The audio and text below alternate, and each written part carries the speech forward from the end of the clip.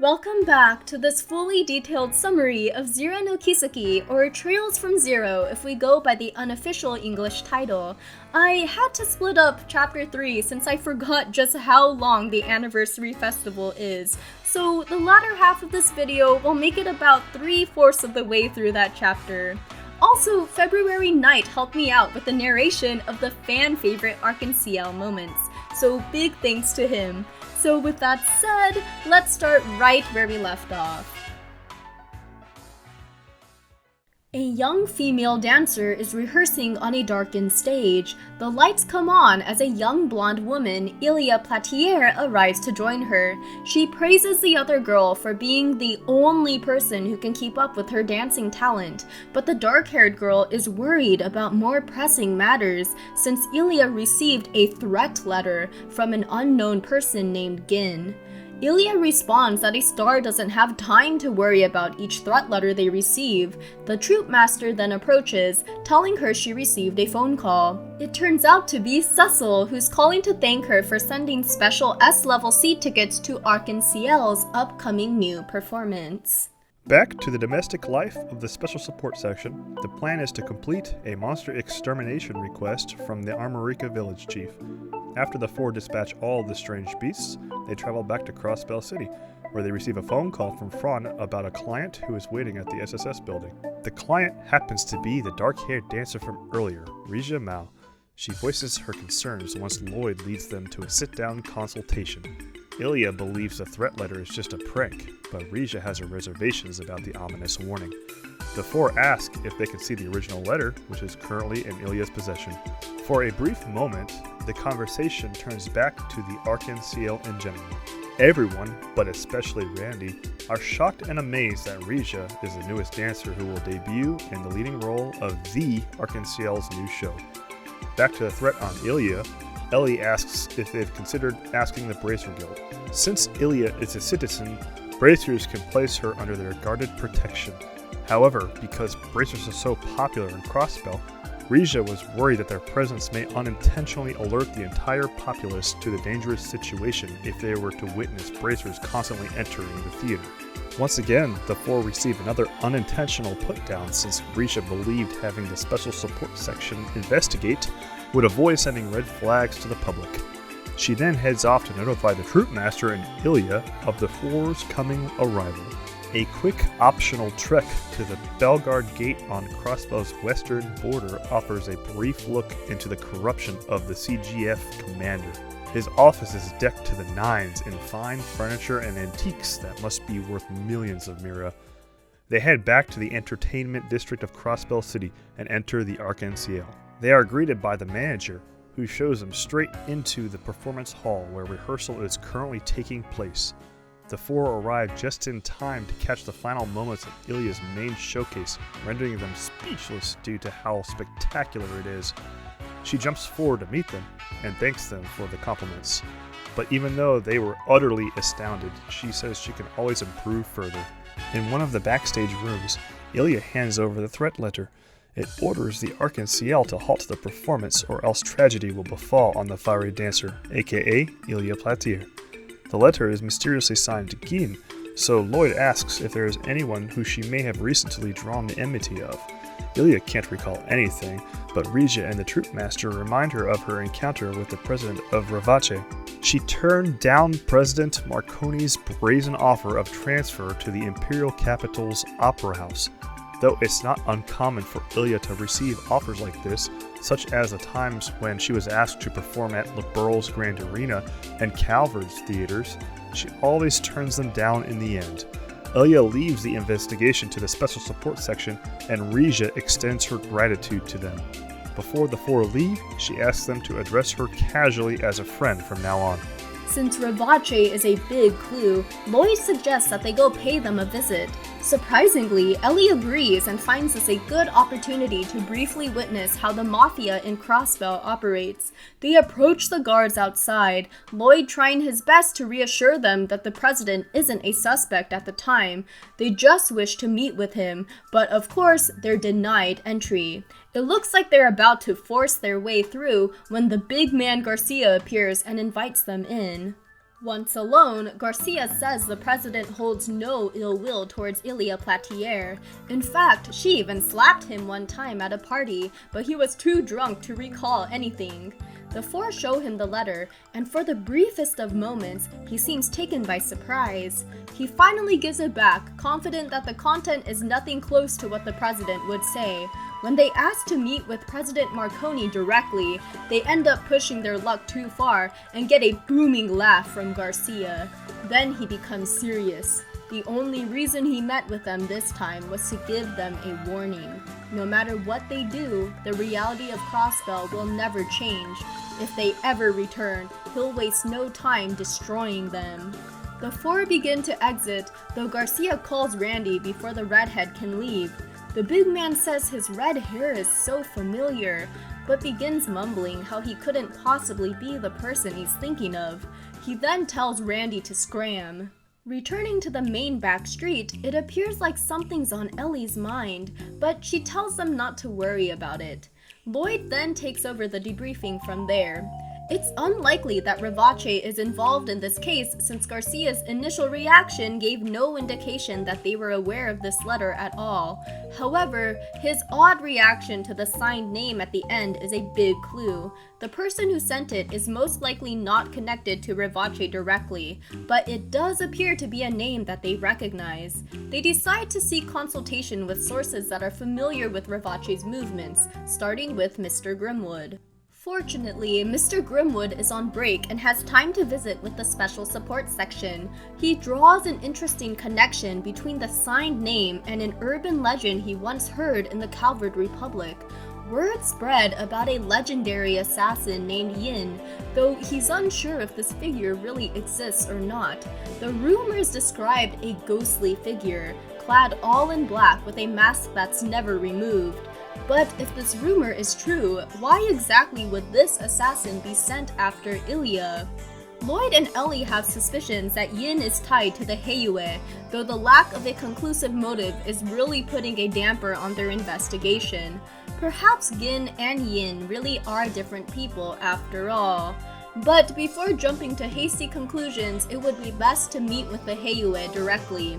Mr. Grimwood met with the Crossbell branch manager not too long ago actually, so he warns Lloyd and the others to stay on guard, since the man came across as highly intelligent and incredibly calculating. Lloyd knocks on the Heiyue Trading Company's door, and an employee eventually grants them permission to visit with the manager. Cao Li suspiciously greets all four of them by name before any official introductions, and agrees to hear the situation regarding the Arc-en-Ciel. Lloyd brings up the name Yin and asks if Cal knows more about this legend since he's from the East himself. The beginning of the tale aligns with Mr. Grimwood's retelling, but Cal adds even more to it. Once Yin sets his eyes on his target, the prey never escapes. Not to mention, many believe him to be immortal. Historical records have revealed that Yin has been acting for at least the past 100 years, and during the period of time when the East was undergoing a revolution towards a more democratic government, the records point to Yin assassinating many political figures at the time. The others find this all hard to believe, but Cao confirms that Yin is absolutely real in the underworld of Calvard's Eastern District. With the right price, Yin can be employed to dispatch any person. It's also known that this assassin is highly prized by a certain organization in the Eastern District. The rumors say that he received a job from that very same organization and that he's headed for a certain autonomous state as they speak. Cao knows exactly how to provoke the four just by utilizing his rhetorical questions. He casually admits that their direct competitor, Revache, has quite the foothold in Crossbell and has been causing trouble for them. So Lloyd asks for a straight answer to just one question. Has the Arc-en-Ciel become collateral in the mob fight? Cal responds that the Heiyue have no interest in entertainment, so it truly does puzzle him why such a name was on the letter addressed to Ilia Platier. Finally, Cal reminds them that he really is one of their fans. He enjoys good competition, so Cal looks forward to seeing how the Special Support section will resolve this case. Ellie appears to have something on her mind, much like when they finished their visit with Rivache earlier. With what they know now, there's nothing else they can do but to catch Yin and question him themselves. But Ellie has come to the conclusion that the scope of this case is much too big for them to handle now. It may be best that they leave the rest to Police HQ. Unlike the incidents from last chapter in the rural areas, the Arc-en-Ciel is one of the pride and joys of Crossbell City. With their pride on the line, CSPD would stop at nothing to make sure no harm came to the troop. As if right on cue, Detective Dudley drops in on their conversation and tells them to follow him. Once they reach a less inconspicuous spot, he asks for the details, though Tio doesn't appreciate how he suddenly just barged in on their investigation. But of course, he claims that the four of them are the ones who are messing with the 1st Crime Division's work. They've been tracking the Heiyue and Yin for a whole month already, so he orders Lloyd and the others to tell him all that they know. After the debrief, he actually seems impressed for a moment, since Lloyd and the other 3 were able to extract so much information from the Heiyue. But their other findings are things Police HQ has long known already. If that's so, then why is the 1st Crime Division solely focusing on the Heiyue and disregarding Rivache? It turns out that Police HQ was aware well in advance of Rivache's movements, ranging from the incident downtown to the war dogs. However, there were simply other important cases that needed their attention, especially considering their limited personnel. It's not like the monster attacks led to the deaths of any citizens. Dudley frankly states that, unlike their special support section, it's up to the 1st Crime Division to uphold Crossbell's peace and security, despite the fact that justice can't fully protect this land from powerful figures, both domestic and abroad. The mob is ever so slowly and brazenly cozying up with other politicians, and Crossbell's laws allow foreign spies to come and go as they please. The average Crossbell citizen doesn't realize just how close the state is teetering on the brink of disaster. He decides that his division will take over the Yin case from here, leaving it up to the 4 to contact the Arc-en-Ciel about the transferred investigation. None too happy, Lloyd, Tio, and Randy admit that this really may be for the best. But surprisingly, Ellie appears the least accepting of the 4. She questions how Lloyd can give up so easily now, especially since he was the one who said they could overcome any barrier if they just worked together. But Randy's confused, since Ellie's the one who said they should leave it to Police HQ just a few moments earlier. Lloyd suggests that they still can do something, but Ellie suddenly appears very tired and tells them not to worry about it anymore. Ellie's grandfather, Mayor McDowell, and his personal attendant, Mr. Ernest, are exiting the Arc-en-Ciel just as the 4 are entering. Surprisingly, the news of Ellie's relation to Mayor McDowell has slipped past even Lloyd, so everyone is understandably shocked at this revelation. Mr. Ernest looks like he wants to say something about Ellie's current employment, but her grandfather tells him to let Ellie decide her own path. The 2 leave in an Orbital limousine as Ellie cheers up a bit, amused that the 3 never noticed the connection based on her last name. The SSS enters the darkened theater, where they are treated to the spectacular rehearsal of Ilya and Rija. After hearing their findings regarding Yin, Rija voices her worries, wondering if such a dangerous-sounding person can really be in the city. However, despite the potential danger, Ilya and Rija would never consider putting the show on hold. Ilya isn't pleased when she hears about the transfer of the case to the 1st Crime Division. Rija and the Troopmaster are also disappointed, but thank the SSS for all they have accomplished for them. The 4 are promised tickets to one of the performances of the new show. On their way out, Rija politely apologizes for causing them all so much trouble. The SSS offer her encouragement regarding the upcoming special preview performance of their new play. Based on what little they have seen so far, they are sure she'll do an amazing job with her debut. They bid each other farewell, then the 4 decide to turn in for the day. Unexpectedly, they find Mr. Ernest right outside the Special Support Section building. Though he does so politely, he quite frankly tells Ellie that it'll be better for her to return to the political field than to stay on the police force. He reminds her that her grandfather is growing old and is looking to retire in a little over a year during the next mayoral election. But the mayor is unsure if he should, since he's worried about who could possibly fill the big role he'll be leaving behind. It'd be reassuring to know that someone so capable may be able to take his place. Ellie asks that the others let her think about it that night, then she alone heads into the building. Mr. Ernest reveals to the others that Ellie was originally training to become a politician. She traveled all over the continent, studying under various important figures.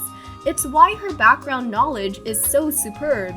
But to everyone's shock, she suddenly expressed her desire to join the police force right after she returned home last year.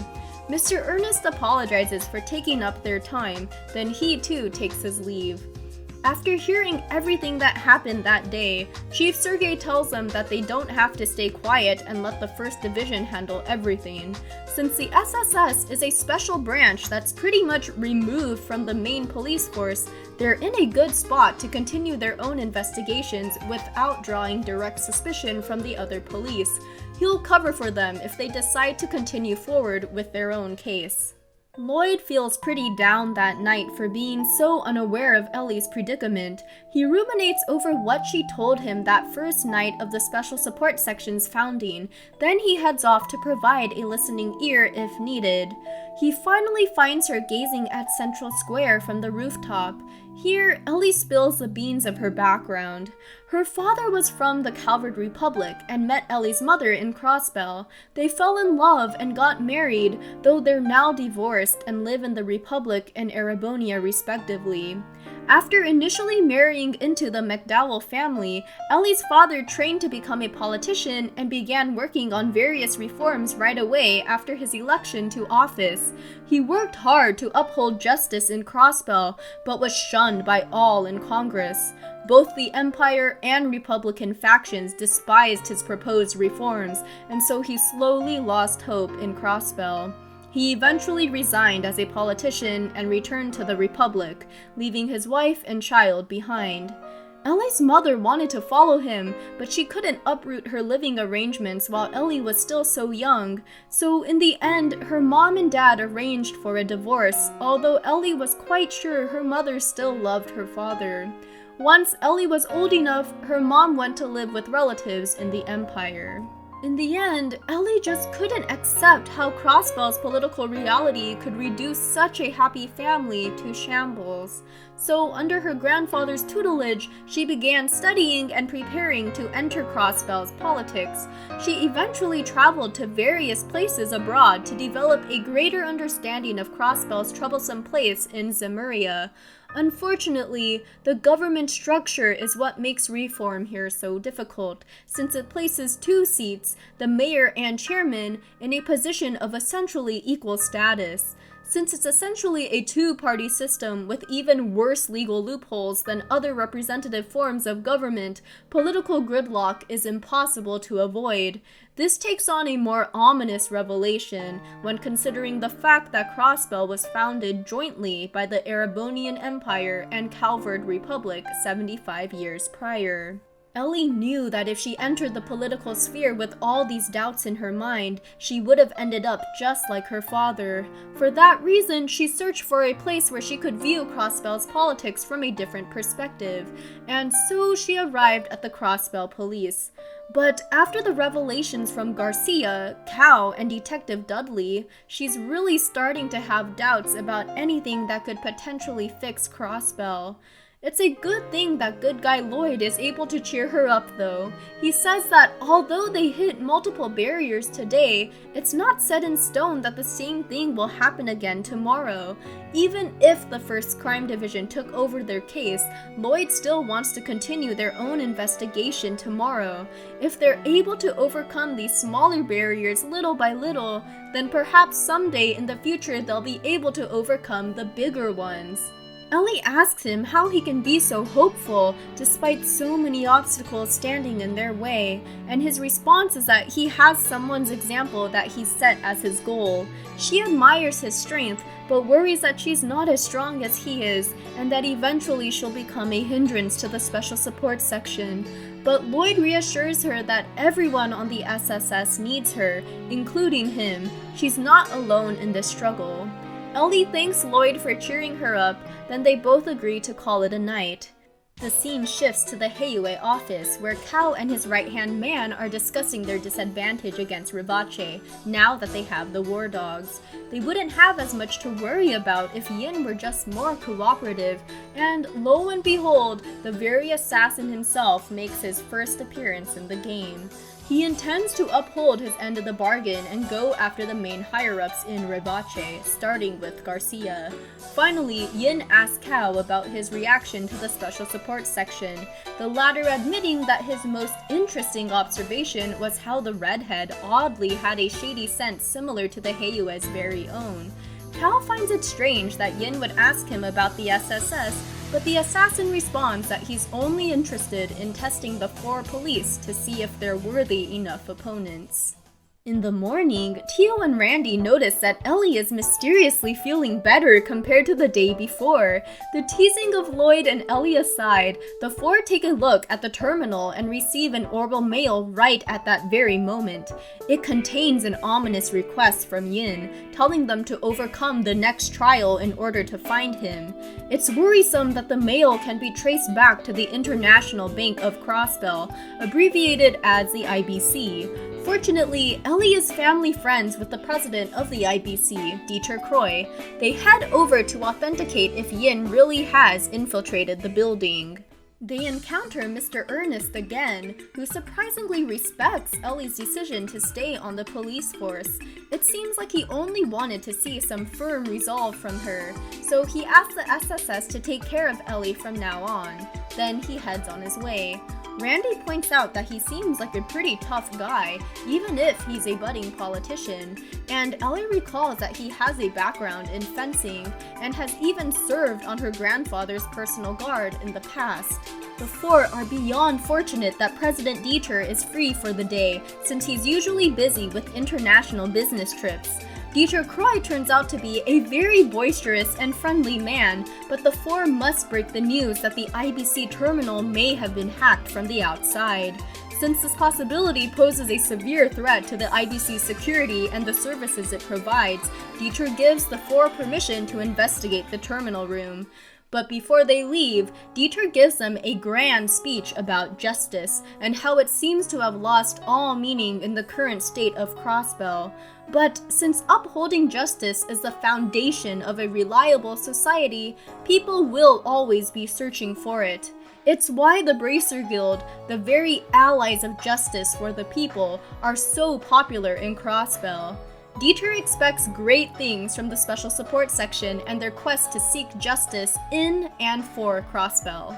Dieter's daughter and Ellie's best friend, Maria Bell, enters to show the SSS to the IBC terminal room. She criticizes the guys though, especially Lloyd, for becoming so close to Ellie. But despite her initial distaste, Maria Bell shows them all to the terminal room. Since the IBC researchers can't find the source of the outside hacking, Maria Bell grants Tio permission to access the terminal's logs. Suddenly, Tio activates some super special hacking mode and begins breezing through the thousands of logs.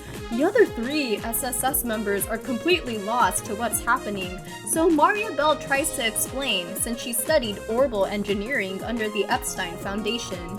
With support from the other 2 researchers, Tio is able to determine that the IBC terminal was hacked. The signal came from the Section 8 terminal in the Geofront B block, so they easily obtain keys from City Hall, then head to the Geofront entrance in the residential district. They make their way through the B block, but are ambushed by a huge cleaning orbal robot and his little cronies right before they reach the 8th terminal. After clearing out the strange machines, they hear the same music from the IBC's terminal building coming from the door. They psych themselves up for their first encounter with Yin, then they enter. A young blonde boy is found in front of the many monitors. He's going over all the top secret information of various foreign governments and major industrial companies, which he accessed all right from his fingertips. The 4 crash the party right as he's reveling in his genius hacking skills that never leaves any footprints.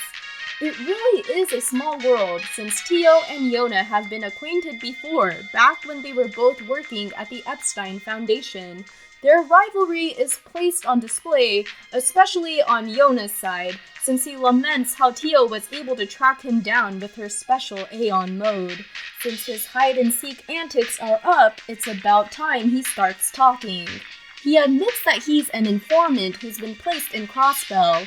Since the Orbital network is basically new and awareness of hackers is generally limited, he currently has free reign hacking into top-secret terminals to take advantage of the information that flows through the network hosted by Crossbell. His illegal hacking can't be prosecuted yet, since no regulations have been placed on the Orbital network at this time. Yona starts talking about a rival hacker, Kitty, which piques Tio's interest, but that conversation is for another time. He hands over a card from Yin that directs them to Stargaze Tower, an ancient place located off the beaten path on the way to St. Ursula Hospital. They eventually arrive at the tower and find Sergeant Noelle there of all people. She was on her patrols when she noticed that the barricade at the entrance had been broken through. After being brought up to speed about the legendary assassin Yin, she suggests calling for backup from the CGF Vice Commander. But, of course, alerting more forces would only tip Yin off to start making his escape. So, at the very least, Noelle offers to lend them a hand. The atmosphere of the tower is gorgeously ethereal, but is also just as mysterious. Noelle brings up some problems with the CGF commander, since the tower should have had a proper investigation, but it was never carried out. Just as a side note, the fact that Noelle has never heard any of her female friends at the Belgard Gate talk badly about Randy raises some questions to his supposed firing due to sexual harassment claims. Tio notices that the higher elements, first seen in Sky the Third, are present in the tower, and as if right on cue, two giant robotic-like monsters approach. Upon their defeat, Tio determines that they're not Orbital dolls, but are likely linked to the golems found in the legends of the Dark Ages. Climbing further and further up the tower, they reach a fascinating library area on the 3rd floor. Yin finally makes his appearance to Lloyd and the others in this place. Surprisingly, the assassin says he has nothing to do with the strange monsters wandering around, since they were already here upon his first entrance to the tower. Finally, Yin demands that they prove their worth, since he won't entertain weaklings. They engage in a tough battle against the assassin, a battle that holds quite a few similarities to the Luva battle in Sky FC. They are completely out of breath by the end, but do manage to gain Yin's respect. Then confirms that he wants his name to be cleared as the primary suspect of the threat letter. He gives them a tip that these events point to an outside party that's planning something nefarious. He asks the SSS to thwart their plans.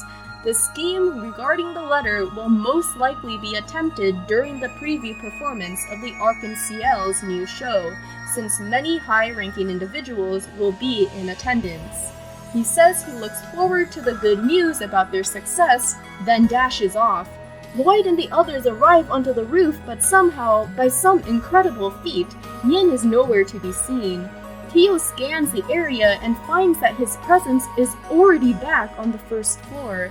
Since there's no possible way to catch the assassin now, they head back to Crossbell City in Sergeant Noelle's vehicle. The day of the preview performance arrives, drawing in all of Crossbell's most prominent officials as the audience. Randy and Tio remain on standby outside the entrance, while Lloyd and Ellie prepare to make rounds inside the building's outer halls, since the 1st Crime Division is monitoring the performance hall. Before the show, Reja speaks with Lloyd and Ellie, expressing how all she wants is for Ilya to be happy. She's undeniably grateful that Ilya was so forceful in having Reja join the Arc-en-Ciel at first. Lloyd, in his Lloyd way, wishes Reja the best of luck on her debut performance and gives the assurance that she can rely on them.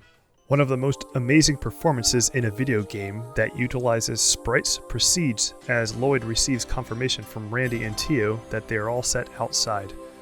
Lloyd and Ellie begin their patrols. They check all of the backstage and outer halls, peeking into the audience through the doors. Nothing is amiss so far, which allows the entire first act to proceed without incident. The next act begins, highlighting Risha's incredible debut as the solo performer, with Ilya and Risha's duet performance following. Lloyd and Ellie hope that the culprit eventually refuses to show, since the performers, backstage employees, orchestral pit, and everyone else involved have to put so much effort into this production. A second complete round of patrols is completed, then the final act begins. Everything seems to be proceeding without problem when the panicked manager rushes over with news that a customer, who was not on the guest list, is peeking into the S-Class seats. Unexpectedly, they come across reporter Grace, who snuck in with the cleaning crew. Fortunately, her utter surprise when asked about the threat letter rules out any possible connection to Yin. However, she caught wind of a nefarious rumor that the mayor's first attendant, Ernest, has been misappropriating funds from the mayor's office for a while now. Apparently, he's planning something sinister with the Empire faction in the government.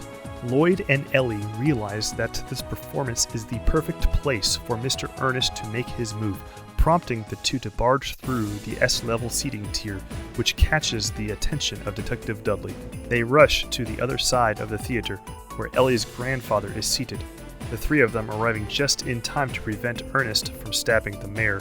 He explains to Ellie how he, too, was fed up with the political gridlock of Crossbell. It gave him no choice but to act with those who actually hold the political power, aka the Empire faction. Secretary Ernest holds Mayor McDowell at gunpoint, forcing the three to back away as he slowly approaches the door. He shoves the mayor at them and makes his escape at an inhuman speed. Lloyd calls Tio and Randy, notifying them of an escaping target. They are able to subdue Ernest the moment he escapes from the theater. Detective Dudley wonders what the hell is going on, and questions them how they could have planned this capture, complete with backups waiting outside. Secretary Ernest makes use of the distracted cops and shoves Randy aside. It really looks like he's going to get away, but Zita intercepts him and completely pins the man to the ground. Reporter Grace arrives just in time to claim her next big scoop, snapping pictures of the secretary as his futile screams echo into the night. Unbeknownst to the wider audience, the finale of the performance proceeds without any hitches and is given a fantastic conclusion. Mayor McDowell fortunately regains consciousness in his granddaughter's arms, admiring the Arc-en-Ciel's performance despite all that has happened. The scene shifts to a Crossbell news report on the entire Secretary Ernest plot. Despite the scandal, the Empire faction remains protected since they were able to buy relative silence regarding their involvement in the incidents. Furthermore, Secretary Ernest is now being labeled as mentally unstable, rendering any attempts at interrogating him useless so far. The good news is that the SSS has gained some respect from the 1st Division somewhat, though they honestly can't bring themselves to celebrate too much, since Ellie's grandfather is currently recovering from the minor physical injuries he sustained and the mental toll of having been betrayed by his closest secretary. Though in a heartfelt one-to-one with Ellie, her grandfather showcases his mental fortitude. Demonstrating that not all politicians are corrupt at heart, he resolutely states that he must recover and continue to carry out his civic duty to the people of Crossbell. He takes unnecessary responsibility for something that was completely outside his control when he apologizes to Ellie for his inability to prevent what happened to her parents. But Ellie reassures her grandfather that he is her pride and joy. She starts going on about how she is going to resign from the police force and that she's going to take Mr. Ernest's place at his side, but he shuts down her hasty decision immediately. Changing her path so suddenly would bring great pain to her colleagues, but most importantly, to herself. The time until his retirement has just been prolonged a bit. He says that the greatest encouragement for him would be witnessing Ellie fulfill the path that she alone has chosen for herself.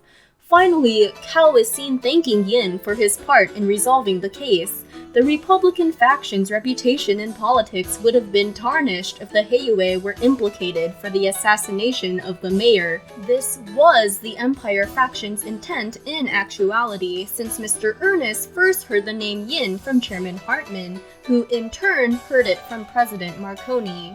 The Heiyue's next offensive is staged for the last day of the anniversary festival, and Yin fades from Kao's office and reappears on the rooftop. He effortlessly leaps from roof to roof with incredible speed and finally removes his disguise, revealing himself to be Risha of all people.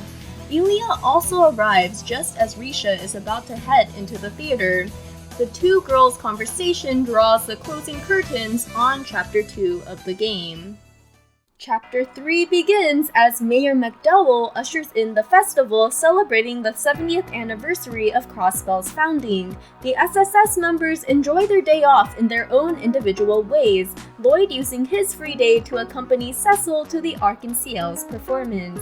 The next day's mandatory request involves searching for Dr. Joachim on behalf of the hospital staff. The receptionist acknowledges him as a brilliant scientist and doctor, but apparently he has the irresponsible habit of disappearing every once in a while. He has been going on recently about entering the anniversary festival's fishing competition. So Lloyd and the others enter the Crossbell fishing guild on East Street just in time to catch Mr. Coppin on his way out to the competition on the St. Ursula byroad. The four find Dr. Joachim pulling up some great catches at the back of the area. Since he's been looking forward to this event for months, he refuses to budge unless Lloyd is able to snag a bigger catch than his viperfish.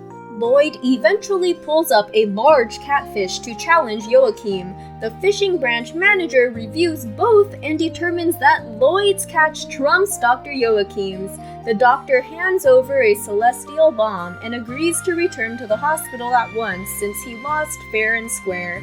He gets a stern reprimanding from the hospital receptionist upon his return. The doctor hopes that they'll have a chance to enjoy fishing together again in the future, then he finally returns to his work. Upon their return to Crossbell City, CSPD calls them to the waterfront district where a friendly fight is breaking out between the Testaments and the Saber Vipers. The SSS are about to step in when Estelle and Joshua beat them to the punch. Estelle tells them to disperse, which pisses Wald off. He challenges Estelle and Joshua to a duel, but Wazzy tries to put an end to it before Wald winds up completely embarrassing himself. The Testament's leader can sense that the two bracers have training in the martial arts, but Wald pays no mind. He approaches Estelle, who easily flips him onto his back. Wald doesn't appreciate everyone underestimating him and nearly pummels Estelle in return. After Wald's provocation, even Joshua and Estelle aren't looking to back down, so in order to avoid a full-blown fight, Randy suggests another method to settle everything. Everyone moves to the downtown where Randy explains the rules for a tag team race. The teams are Estelle and Joshua, Wald and Wazzy, and Randy and Lloyd. They're to complete 3 laps around the downtown area and must hit all 3 checkpoints on each lap in order to proceed. The teams are allowed to sabotage each other with traps and tactical use of the terrain in order to gain the upper hand. The coin tosses determines the starting order of the teams, then off to the side, Randy tells Lloyd to take the vanguard while he'll bring up the rear. Before the race begins, reporter Grace and her cameraman arrive to announce and capture the race live. Finally, Tio starts the countdown, and the race begins. Wald and Wazzy have a trap waiting for the SSS guys at the second checkpoint, which the latter are able to avoid. They try their combi craft at the third checkpoint and pull into the lead, though Estelle and Joshua are gaining on them. A smokescreen trap at the second checkpoint allows the Bracers to take the lead, though the two teams clash again at the next checkpoint. This time, Lloyd and Randy are not only pushed back by the Bracers, but are taken by surprise by Wald and Wazzy as well. At this point, it's not looking good for the SSS, who have fallen far behind. However, Randy unleashes his pent-up rage and demonstrates a surprise power-up that he's never shown before. The Bracers and Delinquent leaders continue to duke it out for first place unaware of Randy's boost in speed and strength. The competition remains fierce right up to the final checkpoint of the entire race, which serves as the perfect opportunity for Lloyd and Randy to turn the tables on everyone. Lloyd takes care of the checkpoint, while Randy's insane strike from above takes out the other four just long enough for the police to claim an unexpected victory. The sun has begun to set as Lloyd and Randy try to catch their breath. The girls are proud of both of them, then head to the food carts to buy them some cold drinks. Alone with just Lloyd, Randy begins questioning himself. Why did he lose his temper so easily during the race? Is the easygoing and always smiling guy of the present even the real him? Lloyd asked him what he was doing before he joined the CGF, and the redhead can only describe a place that's both hotter than Gehenna and colder than an entirely frozen wasteland. Immediately after sharing this, he tries to brush it aside as a mere joke. His past is nothing special, he's just the chill guy who enjoys the nightlife of Crossbell. Lloyd feels like he should reciprocate, so he shares a bit about his deceased older brother. Even after their parents died and Guy had to start working to support both himself and Lloyd, he never lost his optimistic outlook on life. Lloyd admits to Randy that there are a lot of similarities between him and Guy. That's why he has come to respect him so much. He hopes that someday, when he's stronger, Randy will be willing to share more about his past with him. Like a good big bro, Randy messes up Lloyd's hair as the girls return with the drinks, bringing the boys' heart-to-heart to an end. The two gang leaders and the two bracers all admit defeat, though they're thankful for the fun time. Estelle and Joshua ask if they know anything about an illegal auction called the Schwartz Auction, but the four have never heard of anything like that. Perhaps it really is just a rumor after all. The next day sees Lloyd and the others helping out the 2nd Crime Division. Their job entails tracking down a trader that deals in counterfeit products. This person is expected to arrive in Crossbell today, so the SSS is tasked with monitoring the Tangram Gate for a suspicious person. Commander Sonia says that there's some downtime between the arrival of the bus from Calvert and the bus that heads into the city. This will give the SSS some time to question all the tourists as they wait in the dining hall. There's quite a number of passengers, including a dark-haired woman who should be familiar to all who played the Sky games. Based on the clues, Lloyd determines that the counterfeit goods trader is likely on their bus and acting alone. Out of the 5 remaining suspects, the elderly woman is the most likely target. The 4 confront her, saying that she incriminated herself earlier when she said that she hasn't been to Crossbell in 3 years, and yet she went to the Michelin theme park with her family, a theme park that was only built 2 years ago. The demure elderly woman switches to her true rude and hostile self in an instant and takes off at a sprint to the East District. Fortunately for the SSS, she's accidentally tripped by the dark-haired woman from earlier. Back at Police HQ, the black-haired lady finally introduces herself as Kilika Roran, an entertainment producer. Unfortunately, current Crossbell law indicate that foreign citizens cannot be jailed for long, so the counterfeit smuggler will likely be released next month. As always, Crossbell's corrupt laws protect those from the Empire and Republic. Kilika hopes she can convince the Arc-en-Ciel troupe to perform in Calvert. This is apparently the reason she's in Crossbell. After they part ways, Lloyd receives a call from Yona. The boy obtained Lloyd's number by hacking into the police database, much to the four's dismay. Yona's actually looking for Tio's help with something, so he asks them to visit him in private. As incentive, he promises a special memory quartz in exchange. He wants help catching an incredibly talented hacker named Kitty, so fortunately for him, Tio agrees to help. Yona plans to set the bait and lure Kitty out while Tio activates her special access mode to catch her. Fortunately, there's another suitable terminal for Tio's use in the Geofront A division. She initially plans to head there on her own so that the other 3 can continue with other support requests, but the others won't allow it. They make a compromise so that Lloyd will be accompanying Tio while Ellie and Randy continue to help Police HQ. The first two head to the A Division and take the lift to the lower and older floor.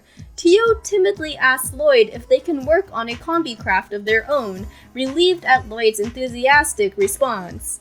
The two make their way through various vents and corridors before they finally reach the area containing the terminal.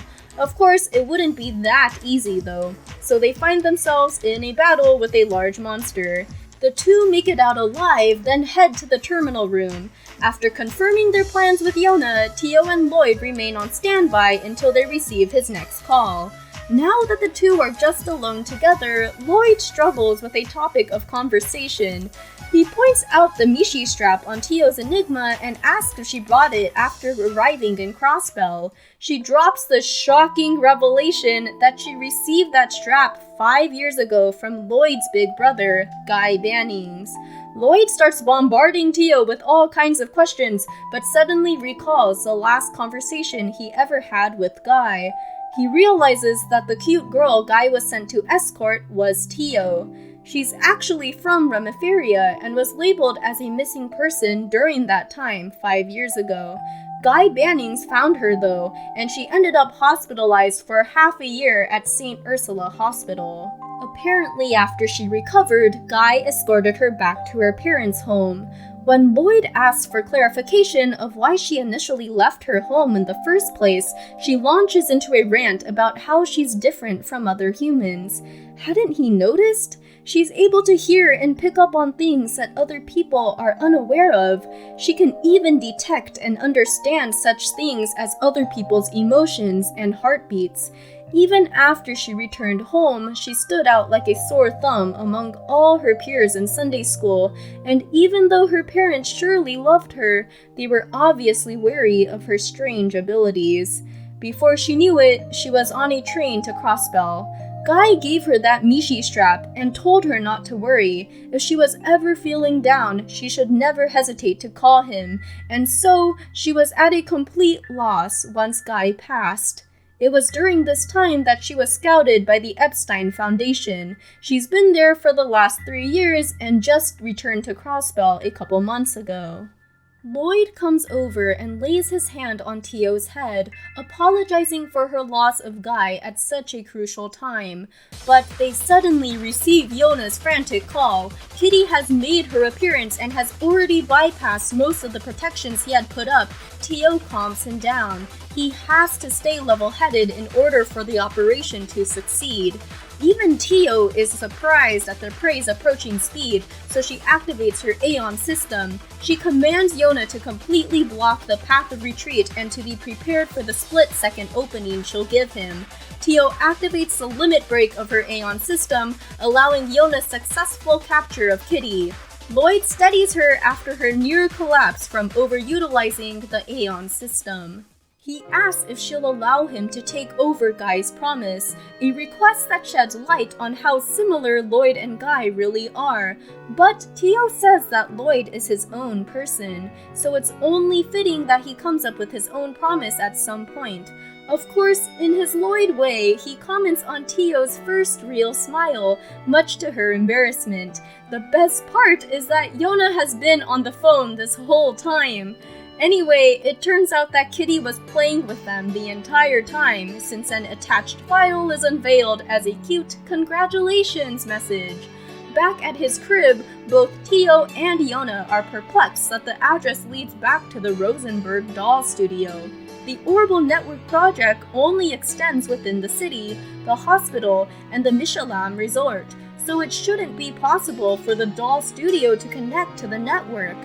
Yona hands over the memory quartz that contains important information on Revache's higher-ups and high-profile connections.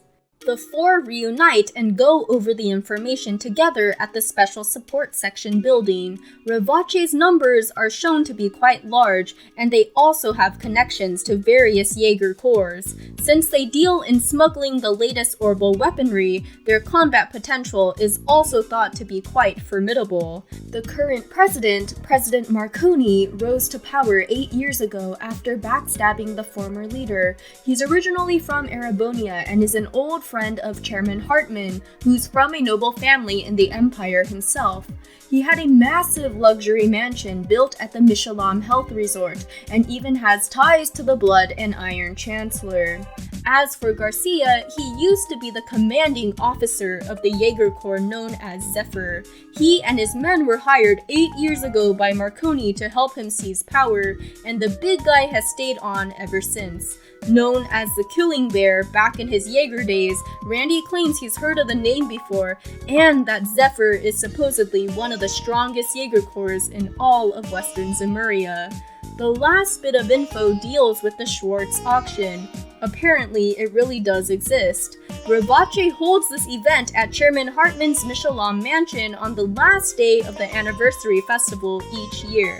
It's the perfect place for them to make millions of mira auctioning illegal goods, but most importantly, it's the ideal place for corrupt high-ranking socialites to make further connections. Chief Sergei shows up and confirms that the auction exists. Many higher-ups in the police, Bracer Guild, and mass media have been aware of this event for a long while, but it'd basically be suicide for any of them to go public with the information. This marks the first time that Chief Sergei draws a line for Lloyd and the others. The Schwartz auction is just too big of a hurdle for them.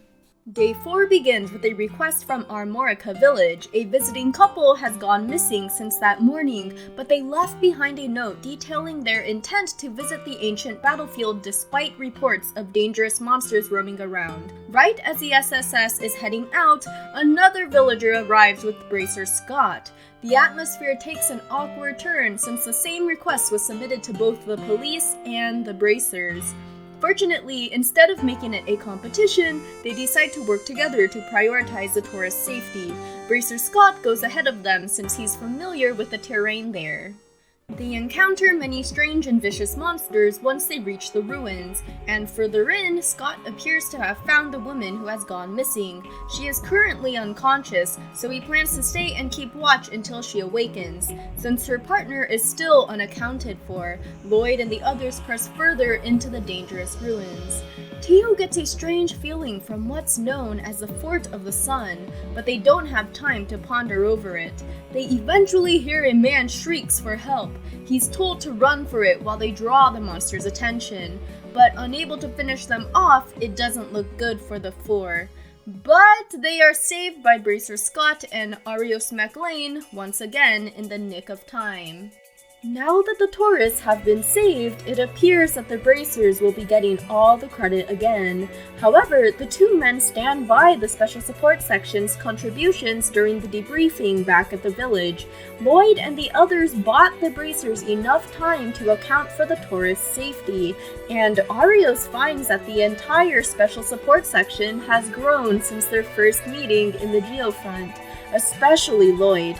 He was too hasty and willing to sacrifice his own life last time, but he did his best to find another way out of the dire situation this time. They return to the Special Support Section building and receive a call from Fran. Harold Hayworth wishes to speak to them in the exact spot where he and his wife lost sight of their child during the parade. His wife blames herself for losing sight of their son and becomes increasingly distraught during the briefing. Harold hands over a picture of Cullen and his Mishi plushie so that Zeit can pick up his scent. They all split up, with Lloyd taking the Entertainment District, Central Square, West Street, and Station Street. He shows Colin's picture to various people, but is unable to pick up any clues. Before he heads to Central Square from Back Street, he hears a voice calling out to him. It turns out to be young Ren, who he met at the doll studio all those months ago. She wonders if she can help him with his hide-and-seek game, so he shows her the picture. Ren becomes quiet all of a sudden, but seems to catch herself. She joins Lloyd in the quest to find the little boy. And upon hearing about Zeit's role, Ren finds it amusing that the SSS has made the wolf from back then their personal police dog. A couple of other instances showcase Ren's incredible knowledge of things she shouldn't know about. They exhaust all the possible locations under Lloyd's search area, but finally receive a breakthrough update from Tio. Apparently, Colin's scent abruptly ends in the waterfront area, so Lloyd and Ren deduce that he likely boarded a bus. Ren rushes into the support section to make use of their terminal as Lloyd tells the others to regroup back at the building. He finally asks Ren who she really is, but she lists off a ton of cryptic things that Lloyd wouldn't understand. She does confirm that she's Kitty though. After pouring through the various bus and truck schedules, she arrives at the vehicle Colin must have taken. Lloyd calls the driver of the company truck, who has just lost track of the little boy. The SSS tells young Ren to stay in the building since it'll be dangerous, but she refuses. She must see this boy's fate to the end. Tio scans the West Crossbell Highway to locate the truck driver, and Ren deduces that since the driver hasn't heard any screams in the distance, the little boy must still be safe out there somewhere. They continue along and are relieved to find little Colin chasing a butterfly near the police academy. He wanders a bit too far though, and is suddenly surrounded by a pack of vicious canines. Ren reacts the fastest and dashes towards the pack. She takes out the nearest wolves with her scythe, grabs Colin, then begs the SSS to take care of the monsters as she holds Colin in a protective embrace. Once the monsters are taken care of, the SSS walk over to find Ren surprisingly comforting Colin as he begins to cry. She tries to reassure him, though her voice also becomes wobbly. Why did she get herself involved in this? Why has she gone this far out of her way when she told herself she'd have nothing to do with him? Lloyd kneels down next to them, telling Ren that it was an honor to help her protect someone important to her, even if he doesn't know her circumstances. The two kids finally break down together in wailing cries. Ren is seen keeping a watchful eye over a sleeping Colin in Lloyd's room. The detective lets her know that the boy's parents are on their way and that he wishes to introduce her to them, but she tells him there's absolutely no need to reveal anything about her existence to them. Lloyd tells her that despite how smart and capable she is, she seems lost and unsure of where she belongs. It doesn't matter that she's a genius at making her dreams reality if she's not even sure what those are. The SSS is there for her to rely on, though surely there are others out there already who wish to support her as well. The conversation is cut short with a knock at the door. Lloyd tells the panicked Ren that she can hide in the closet, then he calls Harold and Sophia into the room. Grateful beyond belief, the relieved parents turn to the SSS, wondering how they could ever repay them. Colin wakes up and recounts his fun day to his parents, but wonders where the super strong girl with violet hair went. He falls asleep again, then Harold and Sophia begin telling the four about how they blame themselves for what happened to the daughter they once had years ago. Mr. Hayworth was just starting out as a trader in Crossbell's market 8 years ago. He ended up incurring a huge amount of debt from dabbling in volatile and highly speculative markets. His actions placed his family in peril as they ran from the creditors. Fearing for their daughter's safety, they left her in the care of a trusted friend in the Republic, with the intent to pick her up once all the debt was cleared. With the help of a reliable lawyer, the Hayworths were able to clear all that they owed in just 1 year. But tragically, they returned to their friend's house to find it in utter shambles. Arson and burglary incidents were frequent in the Republic at the time, with the corpses left in horrible states. So, in the case of their friends, and most importantly their daughter, there was no doubt that they all perished. Realizing that their daughter was truly dead, the Hayworths lost all their will to live. They even planned to commit a double suicide, but then found out that Sophia was pregnant with Colin. He became their new reason for living, though they still blamed themselves for what happened to their daughter. They never want to have the regret of parting with their child ever again, so they vowed to become a happy family and cherish every moment with their son. Harold reveals that their late daughter had his same violet hair, and that she must have been watching over Colin from heaven above. The sun begins to set as the three Hayworths happily head home together. Then Lloyd lets Wren know that they've left. Wren exits the closet and tearfully thanks Lloyd for his help in removing one of the barriers blocking her way to the place she belongs. She promises to properly thank them later, then quietly heads off. The second after she leaves, Estelle and Joshua call from downstairs. They're here on a tip that a violet-haired girl in a white dress was seen with Lloyd today. Then Estelle briefly collapses upon hearing that they just missed her. She can't stop the tears from flowing when she hears that Wren has heard the truth of what her parents believed happened all those years ago. She wasn't a problem child who they wanted to get rid of.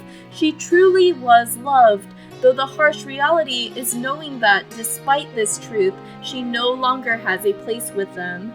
Joshua tells Lloyd and the others a little about Wren's struggles, then thanks the special support section for everything. Estelle recovers and allows her trademark positivity to shine through. Then she too thanks the four. They shouldn't see each other as bracer and police rivals anymore, but as real friends. If Lloyd, Ellie, Tio, and Randy are ever in need of their help, they shouldn't hesitate to reach out to them. Then the six solidify their newfound friendship over dinner that night. The morning of the final day begins with an unexpected package delivery that's addressed from Kitty. They open it to find an official invitation to the Schwartz auction. Alright, that's where we're gonna end this, guys. I'm gonna have to save my favorite part of Zero for the next video. A big thanks again to February Knight for helping me out. Links to his channel and Twitter in the description. You can follow me at Virgilia Lady. It's time for our 4 cops to meet certain undercover agents next time, not to mention another cute little girl as well. So until then, take care. See ya.